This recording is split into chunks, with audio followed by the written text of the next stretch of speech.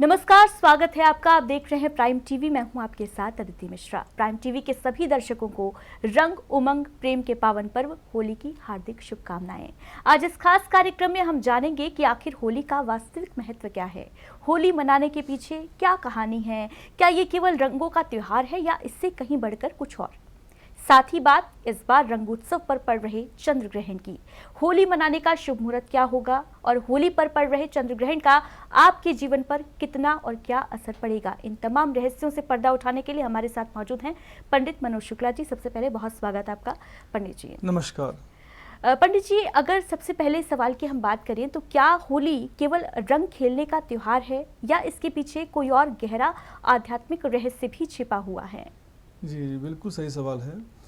देखिए, होली भारत का बहुत ही लोकप्रिय और हर्षो उल्लास से संपूर्ण त्यौहार है। लोग चंदन और गुलाल से होली खेलते हैं। प्रत्येक वर्ष मार्च माह के आरंभ में यह त्यौहार मनाया जाता है। लोगों का विश्वास है कि होली के चटक रंग अर्थात उसके ऊर्जा से जीवंत या और उसके आनंद से सूचक जो चीज़ें हैं वो होली के पूर्व संध्या पर बड़ी मात्रा में होलिका दहन किया जाता है और लोग अग्नि की पूजा इस करते हैं। बिल्कुल। तो देखिए, होली में होलिका दहन की अगर बात कर ली जाए तो उसका भी बेहद अपना एक खास महत्व निकल कर आता है। होलिका दहन के पीछे क्या कुछ कहानियां हैं, इसके बारे में कई बार चर्चा होती है, अधिकतर लोगों को मालूम भी होगा, लेकिन हम चाहेंगे कि आप हमारे दर्शकों को एक बार फिर बताएं कि क्या है महत्व होलिका दहन का और आखिर होलिका दहन क्यों किया जाता है, क्यों जरूरी है? प्रहलाद से जुड़ी एक बहुत बड़ी लोक कथा है जिसके अनुसार विष्णु भक्त प्रहलाद के पिता हिरण्यकश्यप नास्तिक थे और बेहद घमंडी और क्रूर राजा थे। अपने पुत्र का हरिनाम जपना हिरण्यकश्यप को रास नहीं आता था। पुत्र को समझाने के उसने सारे प्रयास किए, लेकिन जब कोई बदलाव नहीं हुआ तो उन्होंने प्रहलाद को मारने की संकल्प लेकर के सोचा कि हिरण्यकश्यप के इसके लिए अपनी बहन होलिका की मदद ली जाए। होलिका को वरदान मिला था कि यदि वह अग्नि से हमेशा सुरक्षित रहेगी। इसीलिए हिरण्यकश्यप ने होलिका को प्रहलाद को गोद में लेकर के अग्नि में प्रवेश करने के लिए कहा। होलिका ने अपने भाई का कहना माना और प्रहलाद को गोद में लेकर के आग में प्रवेश किया। लेकिन हरिओम का जाप करने से अर्थात भगवान विष्णु का जाप करने से और ईश्वर की भक्ति के कारण प्रहलाद आग से बच निकले, जबकि होलिका स्वयं जल गई और तभी से यह परंपरा की शुरुआत हुई है। कुछ गांवों में लोग अंगारों पर से होकर के गुजर जाते हैं और उन्हें कुछ भी नहीं होता। उनके पैरों के छाले या फफोले भी नहीं पड़ते। ये होलिका दहन संदेश देता है कि विश्वास में बहुत बड़ी शक्ति होती है। जीवन विश्वास का उसका एक बहुत बड़ा योगदान होता है। कहीं अगर बात करें तो कुछ लोग ये भी मानते हैं कि होलिका दहन का असर मानसून पर भी पड़ता है। बिल्कुल। देखिए, लोगों का ये भी मानना है, कई जगह लोग मानते हैं कि होलिका दहन इसलिए भी किया जाता है क्योंकि इसका जो इम्पैक्ट है, इसका जो असर है वो आने वाले मॉनसून को भी प्रभावित करता है। इसमें कितनी सच्चाई है? देखिए, होलिका दहन बुराई के अंत और सकारात्मक ऊर्जा के आरंभ का प्रतीक होता है और साथ ही धार्मिक मान्यताओं के अनुसार अगर बात करूं तो अग्नि जो है वो वातावरण को शुद्ध करती है, नकारात्मक ऊर्जा का नाश होता है और प्रकृति में संतुलन आती है। ग्रामीण अंचल एरिया की बात करूं तो भारत में तो पहले होलिका दहन की अग्नि की दिशा जो है वो देखकर वर्षा का अनुमान लगाया जाता था। धुआं उत्तर है या पूर्व दिशा में है या किस दिशा में जा रहा है तो वर्षा अच्छी मानी जाती थी। आज भी कई जगह अग्नि की लौ और हवा की गति से भी किसान मौसम का संकेत लेते हैं। ये तो बात होलिका दहन की है। देखिए, ये तो बात होलिका दहन की हो गई, लेकिन अगर रंगों की बात कर ली जाए जिनके बिना होली का त्योहार जो है फीका होता है, अधूरा होता है, उन रंगों का अपने आप में क्या कुछ महत्व है? बिल्कुल बिल्कुल सही बात है। देखिए, होली में रंग केवल उत्सव का माध्यम नहीं है बल्कि हर एक रंग का अपना धार्मिक और आध्यात्मिक महत्व है।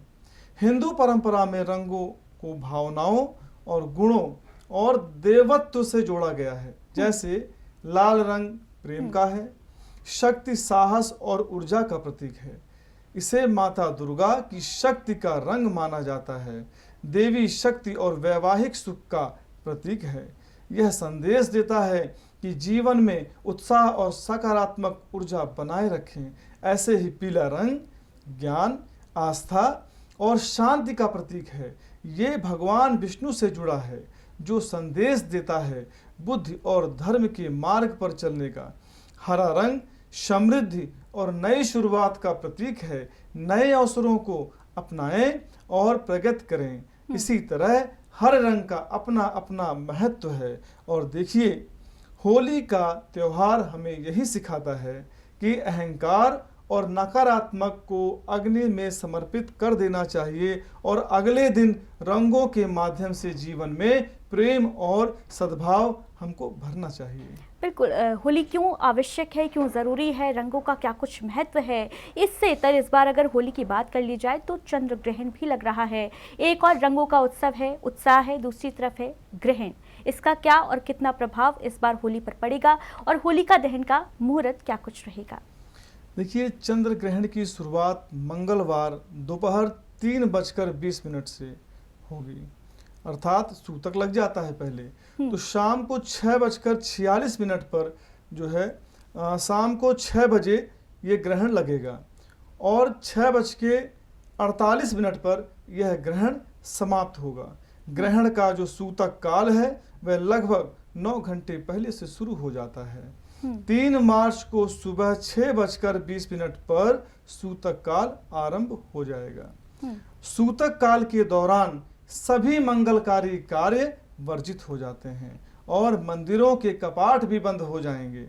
परंपरा के अनुसार होलिका दहन के अगले दिन रंगों की होली खेली जाती है, लेकिन इस बार परिस्थिति अलग है। 3 मार्च को चंद्र ग्रहण बाद में लग रहा है, इसलिए होली 4 मार्च को होली खेलना शुभ माना और लाभकारी रहेगा। हालांकि होलिका दहन 2 मार्च की शाम को मनाई जाएगी और ग्रहण जो है 3 मार्च सुबह के पूर्व शुभ मुहूर्त में किया जाता है। 4 मार्च को होली खेलने का जो महत्व है वो 4 मार्च को ही मनाया जाएगा। बिल्कुल। 4 मार्च को होली खेलने के अगर शुभ मुहूर्त की बात की जाए, क्योंकि कई लोगों को ये भी कन्फ्यूज़न है कि इस बार होली कितने बजे से कितने बजे तक खेलना ज़्यादा शुभ रहेगा, क्या शाम को भी होली खेल सकते हैं? क्या कहेंगे इसको लेकर? देखिए, सुबह 8 बजे से लेकर के दोपहर 12 बजे या 1 बजे तक का जो समय है वो अत्यंत शुभ और सकारात्मक ऊर्जा से भरपूर माना जाता है। दोपहर के बाद का अत्यधिक उद्यम या जो उद्यम है या देर शाम तक रंग खेलना शास्त्र सम्मत नहीं माना जाता है। अतः 4 मार्च को सुबह के समय से ही होली का आनंद हमें लेना श्रेष्ठ माना जाएगा। बात अगर सूतक काल की जाए तो इस दौरान क्या कुछ काम करनी चाहिए, क्या नहीं करना चाहिए, क्या करने से बचना चाहिए, इसको लेकर भी लोगों में काफ़ी ज़्यादा शंका बनी रहती है कि सूतक के दौरान क्या करें क्या ना करें। होली के त्यौहार पर पड़ रहा है सूतक, होली से एक दिन पहले ही, तो ऐसे में क्या दर्शकों को जानकारी देना चाहेंगे, क्या कुछ उन्हें नहीं करना चाहिए और क्या करने से उन्हें लाभ मिल सकता है सूतक काल? बिल्कुल सही है। देखिए, सूतक के दौरान पूजा पाठ, हवन, विवाह, नामकरण, गृह प्रवेश जैसे शुभ कार्य वर्जित माने जाते हैं। मंदिरों में नियमित आरती और पूजा भी स्थगित कर दी जाती है। हालांकि गर्भवती महिलाओं को बच्चों और बुजुर्गों के लिए विशेष सावधानी बरतने की सलाह भी दी जाती है। यह नियम उन क्षेत्रों में विशेष रूप से लागू होते हैं जहां ग्रहण दृश्य होता है, दिखाई देता है। क्योंकि यह ग्रहण भारत में दिखाई दे रहा है, इसलिए इसका प्रभाव देश भर में मान्य होगा। वहीं ग्रहण काल के दौरान मंत्रों का जाप करना जरूरी होता है। बहुत से लोग इस दरमियान सिद्धि भी प्राप्त करते हैं। बिल्कुल। लेकिन अगर बात कर ली जाए ग्रहण काल की, तो देखिए इस बार जो चंद्र ग्रहण पड़ रहा है और अक्सर ही ग्रहण को लोग अशुभ मानकर चलते हैं। लोगों का ये धारणा बन जाती है कि ग्रहण पड़ रहा है इसीलिए रंग में भंग पड़ने की आशंका है। होली का त्योहार है, इससे लोग डर भी रहे हैं कि भाई चंद्र ग्रहण पड़ रहा है। क्या डरने की लोगों को आवश्यकता है ग्रहण से, चंद्र ग्रहण से त्योहार पर? देखिए, ग्रहण कोई भय का कारण नहीं है। यह एक प्राकृतिक और वैज्ञानिक घटना है। जैसे अंधकार के बाद चंद्रमा फिर पूर्ण चमकता है, वैसे ही जीवन में अंधकार अस्थायी नहीं होता। हालांकि संदेश यही है कि बुराई जलती है और अच्छाई का रंग हमेशा जीतता है। यही है। बिल्कुल। तो देखिए, होली का हर रंग केवल चेहरे को नहीं बल्कि मन, आत्मा और रिश्तों को रंगने का प्रतीक है। इस बार भले ही रंगोत्सव और ग्रहण का टकराव हो रहा है, लेकिन जैसा कि पंडित जी ने कहा, घबराने की, डरने की जरूरत नहीं है। हाँ, सूतक काल में सावधानी जरूर बरतें। इसी के साथ आज के इस खास कार्यक्रम में इतना ही। जाते जाते एक बार फिर आप सभी को होली के रंगों के इस खास पर्व की बहुत बहुत शुभकामनाएं। दीजिए इजाजत। नमस्कार।